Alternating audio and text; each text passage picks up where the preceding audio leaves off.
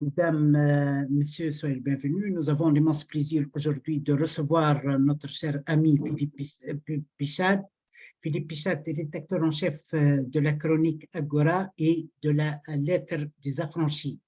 Merci beaucoup, Monsieur Pichat, d'avoir accepté notre invitation malgré l'agenda trop chargé. Monsieur Pichat, comme vous savez, la guerre entre l'Ukraine et la Russie attire beaucoup l'attention au niveau international. Mais il y a une autre guerre plus cruelle, plus féroce, plus professionnelle et plus décisive pour l'humanité.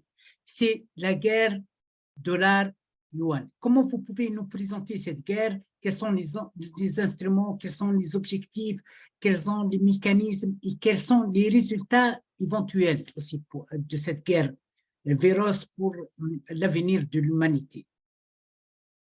Dans ce genre de guerre féroce, c'est une constante historique. Lorsqu'un basculement s'opère entre deux empires, l'un dominant, qui est en perte de vitesse, et tandis qu'un autre empire émerge.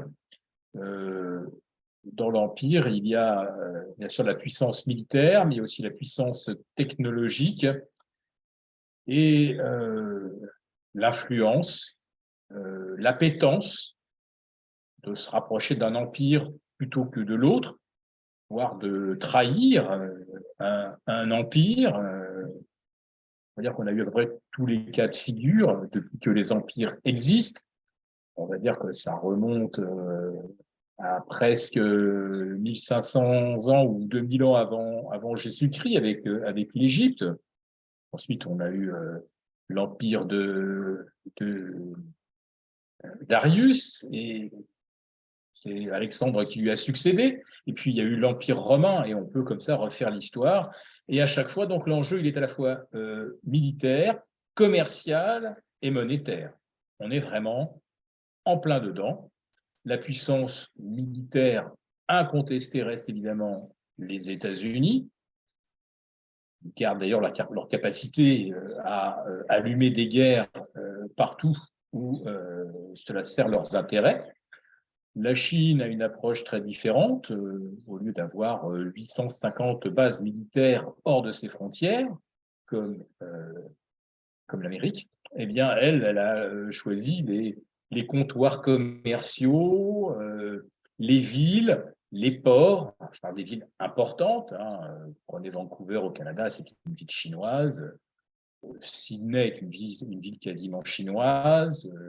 Vous allez en Indonésie, vous allez à Bornéo, Kuching est une ville chinoise. Tout le centre d'affaires, tous les buildings sont chinois, les centres commerciaux sont chinois. C'est la même chose en Birmanie. Je peux vous faire tous les exemples où on ne trouve quasiment pas trace des États-Unis, sauf de par leur présence au travers de bases militaires. Et le militaire, évidemment, ne peut pas suffire à asseoir la domination d'un empire. Et les États-Unis ont sciemment et délibérément renoncé à leur statut de première puissance industrielle et commerciale en favorisant la délocalisation au nom du profit d'une bonne partie de leur industrie, de leur technologie et même de leur savoir, avec la formation des ingénieurs chinois qui aujourd'hui ont une maîtrise dans de nombreux domaines qui dépasse celle des États-Unis. On va dire que les élèves ont dépassé le maître. Mais permettez-moi, M. Pichat, s'il vous plaît, il y a une réaction. La domination de dollar a été aussi basée sur une domination militaire, sur un système de répression militaire, de punition militaire et judiciaire parfois. Vous vous souvenez, par exemple, des coups d'État menés par les États-Unis, en Afrique, en Irak, en Libye, etc. Système punitif, par exemple, la répression judiciaire contre la Suisse, par exemple, dans les années 2011, etc. Ça veut dire il y a ce base de punition, de répression militaire, etc., qui a été utilisé pour conserver la priorité et la domination du dollar? Alors, j'allais naturellement évoquer ce point et il y avait une articulation par rapport à ce que j'exposais. La domination militaire, comme je dis, ne peut pas suffire et suffit encore moins lorsqu'il y a une perte de leadership économique. Alors, c'est vrai que les États-Unis, pour l'instant, gardent la maîtrise des réseaux sociaux. Voilà. Donc ça, c'est à peu près la seule chose sur laquelle on peut leur reconnaître encore une avance. Mais pour le reste, comme ils ont perdu le leadership, le seul moyen qu'ils ont trouvé est effectivement, j'allais y venir, de militariser quelque part et de judiciariser le dollar. Les choses se faisaient de façon fluide au tournant des années 73-74. Les Américains ont décidé, ils l'ont dit au monde entier, on va vous payer en monnaie de singe, le dollar n'est plus arrimé à l'or, et désormais, on créera autant de dollars que nécessaire. Bien sûr, les Saoudiens et d'autres pays ont bien entendu qu'on allait les payer en monnaie dévaluée. Donc, ils ont décidé d'augmenter leur prix. Et les États-Unis ont quand même réussi à faire un deal, mais qui était absolument fondamental. C'est que, OK pour la hausse des prix, mais à condition que la monnaie, pour les transactions, pour les achats de matières premières et d'énergie, reste le dollar.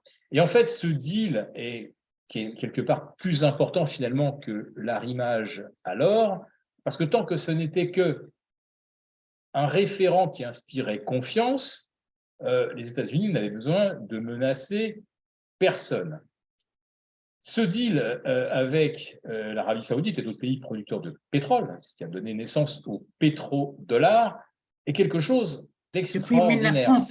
Depuis 1974. Absolument. C'est quelque chose d'absolument extraordinaire et qui a fourni aux États-Unis un avantage fantastique, puisqu'ils pouvaient en fait se financer indéfiniment des déficits jumeaux, donc des déficits budgétaires en interne, du déficit du commerce extérieur, et il y avait toujours de l'épargne mondiale pour acheter du dollar, c'est-à-dire un morceau de dette américaine. Un billet de banque n'est qu'une reconnaissance de dette qui vaut un 100 milliardième ou un millionième de milliardième maintenant de la dette, puisque les États-Unis ont une dette globale de 33 000 milliards, mais en fait, c'est même le double quand on compte l'endettement des agents privés.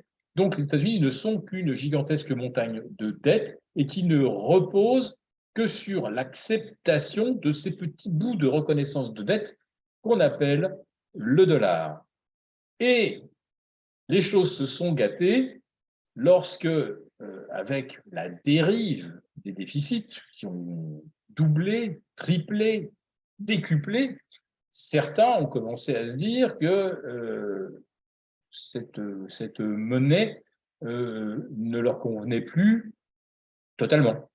Et la remise en cause de l'acceptation du dollar, évidemment, a provoqué l'éviction, l'éradication du régime bassiste en Irak, puis l'élimination de Muammar Kadhafi, qui a d'ailleurs commis la double faute de non seulement vouloir se passer du dollar, mais également de proposer un système alternatif au franc CFA, dans lequel la France continue quand même d'exercer, je dirais pas un certain contrôle, mais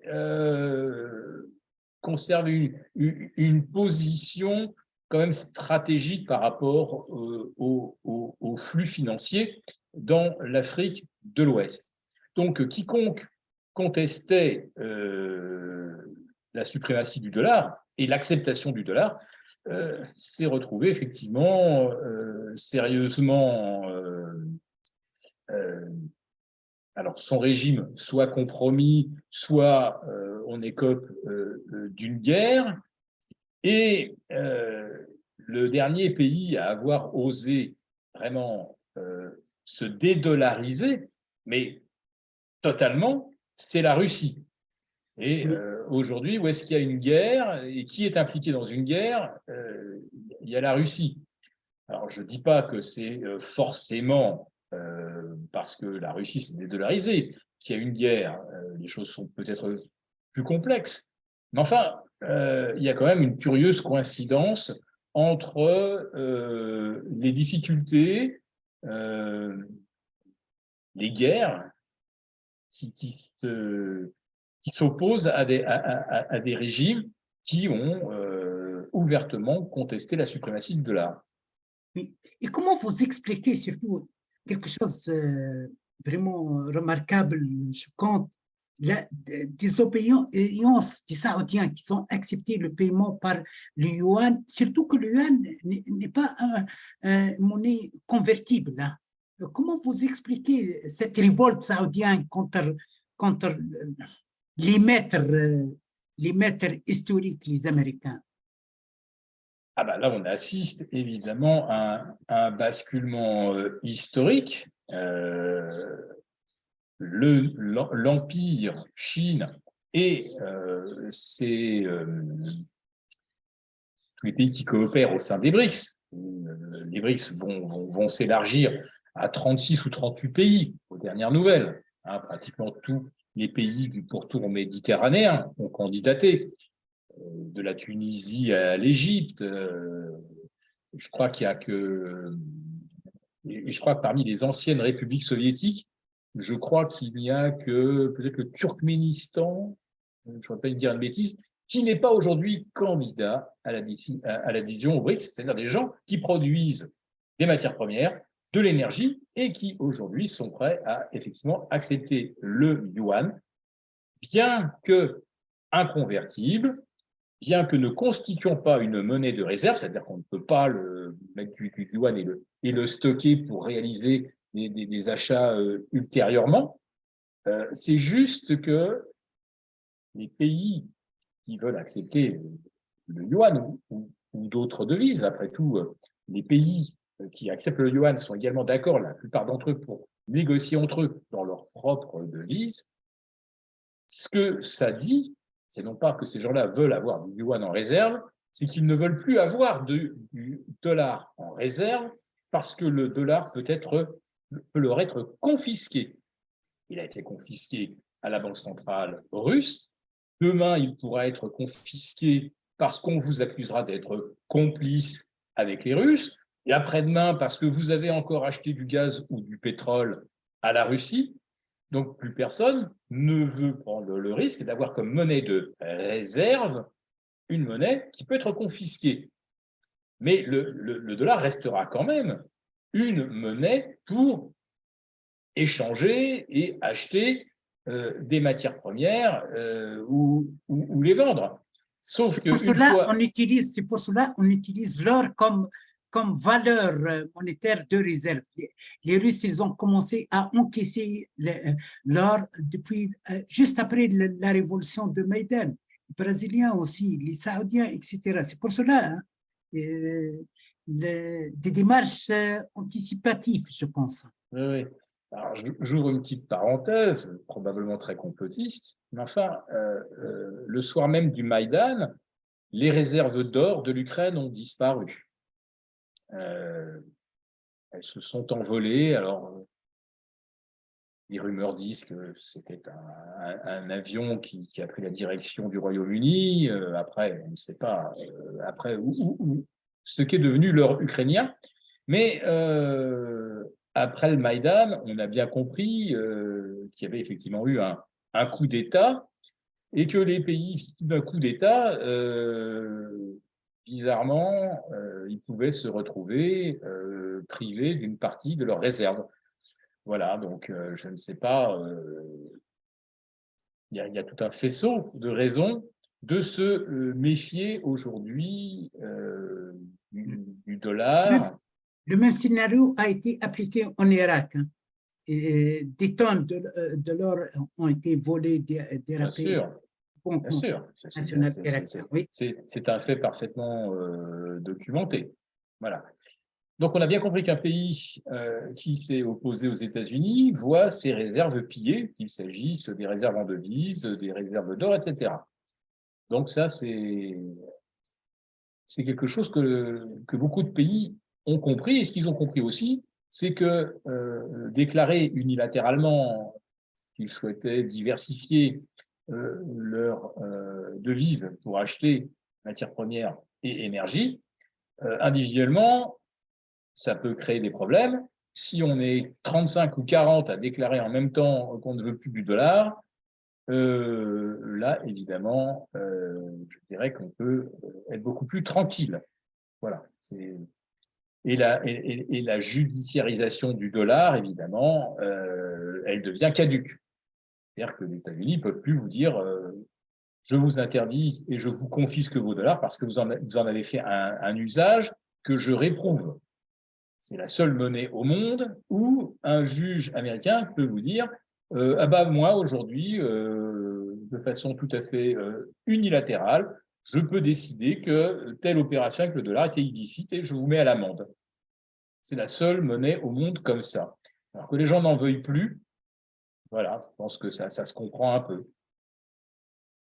Est-ce que vous pensez que les pays membres du club de BRICS seront capables de créer une monnaie spéciale BRICS ou non? Alors, créer une unité d'échange, une monnaie dite purement commerciale, c'est tout à fait possible et ça a déjà existé dans un pays très exotique qui s'appelle la France. C'est-à-dire que dans les années 80, quand la France dévaluait encore et encore sa devise, eh bien, les investisseurs étrangers n'aimaient pas trop, en fait, devoir gérer en permanence ce risque de change. Et la France avait finalement créé une devise commerciale qui servait surtout pour les transactions boursières et qui était quelque part un peu insensible aux dévaluations. Donc, créer une devise commerciale, c'est tout à fait possible. Ça existe aussi à Cuba.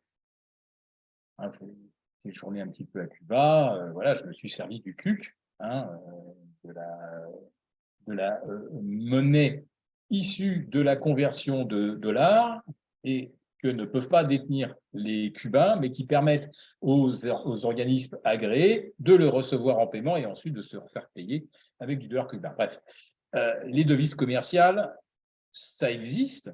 Et en l'occurrence, on peut très très bien imaginer qu'il y ait effectivement une devise commerciale commune aux pays adhérents aux BRICS. Et sans même que ça les contraigne à respecter chacun des standards comme l'euro. Par exemple, pour adhérer à l'euro, pour y participer, il faut remplir plein de critères. Et une fois ces critères remplis, on peut rentrer. On voit que parfois, donc, on a laissé rentrer des pays comme la Grèce et que, manifestement, on s'est aperçu qu'ils n'avaient peut-être pas coché toutes les cases. Bon, bah là, un pays qui ne respecterait pas les canons, si j'ose dire, d'une saine gestion des finances publiques, bah, il serait quelque part puni par la faiblesse de sa devise et qui fait qu'il pourrait acheter moins de la nouvelle devise commerciale commune. Voilà. Monsieur Pichard, il y a un autre incident très important et symbolique. C'est la conciliation entre l'Arabie saoudite et l'Iran sur la base d'une médiation chinoise. Comment vous avez vu ça? Quelle est votre lecture, etc. C'est quelque chose de symbolique, etc. Oh oui, ô combien symbolique, puisque la diplomatie américaine, ce n'est plus elle qui fait et défait les alliances. La brouille entre l'Iran et l'Arabie, c'est une longue histoire. Hein. Elle date de l'arrivée de Khomeini au pouvoir. Alors, le jeu, c'est je ferme mon ambassade à Téhéran et je ferme mon ambassade à Riyad, etc. Bon, après ça, on va se parler à Chypre, on va se parler à Dubaï, mais officiellement, on n'a plus d'échange diplomatique directe. Bon, là, les Chinois semblent avoir obtenu que non seulement on se reparle, mais qu'on se serre cordialement la main et qu'on rouvre des représentations diplomatiques, pas seulement dans les capitales, mais dans d'autres villes, je crois. Vous me démentirez si c'est peut-être un peu prématuré, ce que je vous annonce.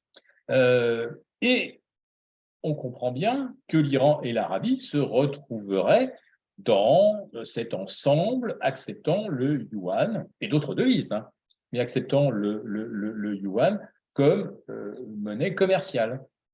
Donc la Chine a pris le leadership industriel, le leadership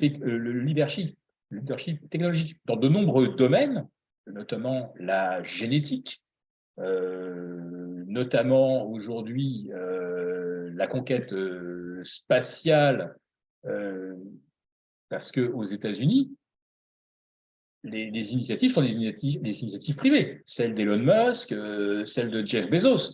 Mais la NASA, par rapport à la Chine, elle est larguée. On peut le dire comme ça. La Chine est devant. Donc, ce double ou ce triple leadership chinois, bon, ça frappait les esprits. Mais là, maintenant, voir que la Chine peut faire s'asseoir à une même table des ennemis qu'on dit irréductibles, quand ils ne le sont pas. Moi, j'étais à Qom, j'ai visité le tombeau de Fatima. Ça se passe très très bien entre les Saoudiens et les locaux. Je vous le dis tout de suite. Entre ce qu'on montre et ce qui se passe dans la vraie vie, il y a quand même parfois des différences assez marquantes. Donc, la diplomatie chinoise, elle est aujourd'hui devant la diplomatie américaine en termes d'influence. Je crois qu'en Asie, la diplomatie chinoise a mis à peu près tout le monde d'accord, sauf le Vietnam. Je pense que c'est le seul pays qui résiste encore. Ils n'ont peut-être pas totalement digéré la guerre du Vietnam. Bref, la diplomatie chinoise, elle a poussé ses pions partout, et non pas avec des porte-avions, des sous-marins nucléaires, mais avec, comme je le disais en préambule, des comptoirs commerciaux. Depuis quelques semaines, j'avais l'honneur d'avoir Jacques Sabir, professeur Jacques Sabir, professeur Éric Toussaint. Ils m'ont confirmé que l'Europe face à un risque de récession économique, d'inflation économique, etc. Et peut-être que ces gouvernements habitués à la camouflage, à le détournement des crises, l'absence de traitement stratégique, structurel, etc., vont prendre le choix de blanchissement de l'argent, ça veut dire l'impression massive des pays, etc. Qu'est-ce que vous pensez? Est-ce qu'il y aura, d'après vous, est-ce que vous avez un pressentiment qu'il y aura une crise bancaire, etc. Qu'est-ce que vous pensez, M. Pichet? La crise bancaire a déjà commencé aux États-Unis. Voilà. Elle a même emporté UBS. Bon, parce que c'est les problèmes aux États-Unis qui ont emporté UBS, c'est pas l'inverse. Crédit Suisse. Crédit Suisse. La crise de Crédit Suisse, oui. Voilà. Donc aujourd'hui, c'était d'ailleurs le dernier jour de cotation du Crédit Suisse. Aujourd'hui même. Donc on voit que les problèmes bancaires ont déjà commencé. Et les niveaux de dette sont partout insoutenables. Même en imaginant que tout le monde veuille bien du dollar, on arrive à des niveaux insoutenables. Maintenant, si vous pensez qu'il y a des gens qui ne veulent plus détenir de dollars comme monnaie de réserve, à ce moment-là, la solution, c'est une solution à la japonaise. Vous monétisez votre dette. Donc, on est là-dedans. Maintenant, pourquoi est-ce qu'on peut continuer de douter des promesses de désinflation? Oui, mais les banques centrales vont pouvoir bientôt souffler un peu parce que l'inflation va revenir tranquillement. On a choisi, nous, de mettre en route une transition énergétique pour laquelle on n'a ni énergie et ni matières premières. On est complètement dépendant de la Chine. Et pour le gaz et le pétrole, on est complètement dépendant, donc non plus de la Russie maintenant, mais d'autres pays, et notamment des États-Unis, qui nous revendent le GNL 4 fois plus cher. D'accord? Donc, la transition énergétique, déclenchée au plus mauvais moment, alors qu'on n'a rien, on n'a pas une bille, on n'a rien dans notre sous-sol pour nous permettre de la mener à bien, c'est forcément inflationniste. Puisque on ne maîtrise rien, on est complètement dépendant du prix auquel les Chinois voudront bien nous vendre les métaux raffinés, les terres rares, etc. Donc, l'inflation, on est dedans pour très longtemps, et jusqu'en 2030. Et en plus de ça, on va se rajouter là-dessus des taxes carbone, alors à nos frontières, mais ça va encore renchérir le coût de ce qu'on importe. Donc, qui va payer au final ce renchérissement du coût? C'est bien le consommateur. Donc, on va structurellement, là aussi, continuer de se mettre des taxes que nous-mêmes allons en fait supporter. Et en ce qui concerne la récession, on est déjà dedans. Regardez le cours du pétrole. Le principal acheteur, c'est la Chine.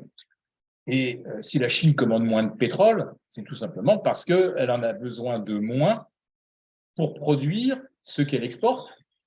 C'est-à-dire que la demande des pays occidentaux, elle est déjà largement affectée. Et le pouvoir d'achat occidental est déjà sérieusement abîmé.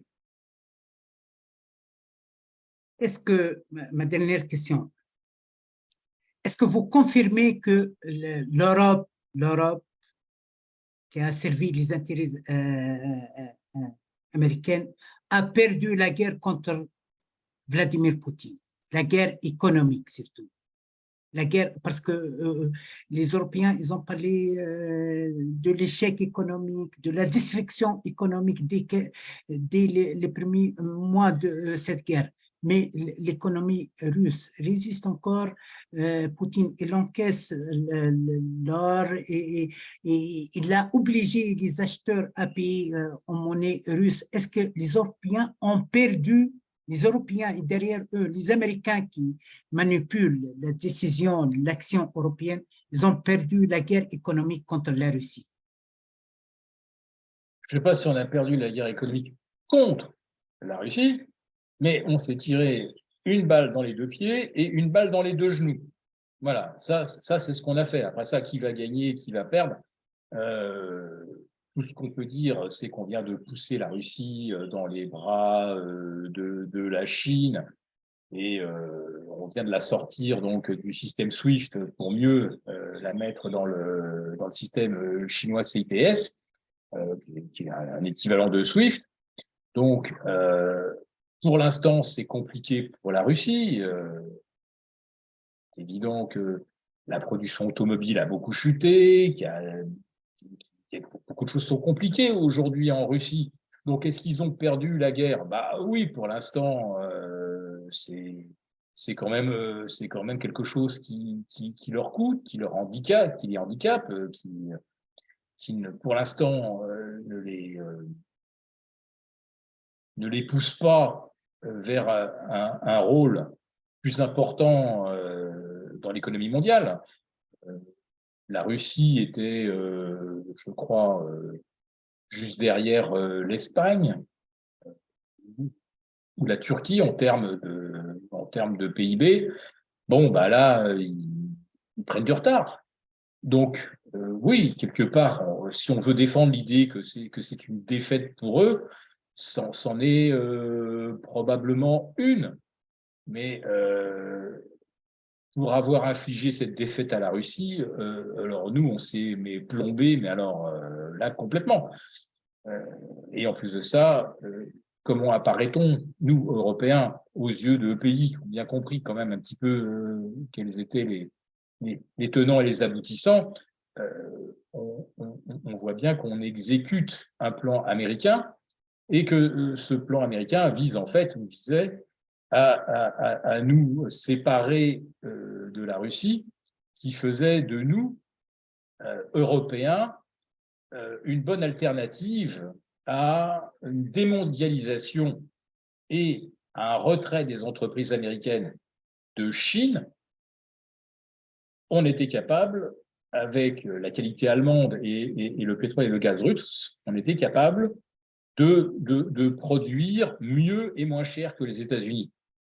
Donc, en nous coupant de l'énergie pas chère, ça veut dire qu'aujourd'hui, derrière la Chine, c'est peut-être les États-Unis qui apparaissent comme la zone économique la plus favorable. Et ils en jouent à fond avec le fameux IRA, ce fameux programme de décarbonation aux États-Unis, qui est en fait un gigantesque plan de protectionnisme et de soutien et de subvention à l'industrie américaine, et qui est destiné à couler littéralement, et c'est presque présenté comme ça, sans plus de précautions, c'est bien destiné effectivement à défendre l'attractivité des États-Unis au détriment de l'Europe, pour des entreprises qui ont bien compris qu'on était rentré dans une démondialisation et qu'une façon de contester le leadership chinois, évidemment, c'était de lui retirer une partie de ce qu'elle produit et de le rapatrier en Europe, aux États-Unis. Bon, bah, sans gaz et sans pétrole russe, ça ne sera pas l'Europe, ou en tout cas beaucoup plus difficilement. Voilà. Donc, qui, pour l'instant, a gagné la guerre? Par contre, là, je peux vous le dire, pour l'instant, c'est les États-Unis, mais c'est peut-être une victoire à la Pyrrhus, parce que les États-Unis ont perdu, je pense, la confiance pratiquement du monde entier, sauf de sa sphère d'influence dont nous faisons partie.